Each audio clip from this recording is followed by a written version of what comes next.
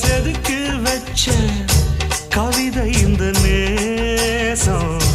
இப்பிறப்பும் எப்பிறப்பும் தொடரும் இந்த பாசம்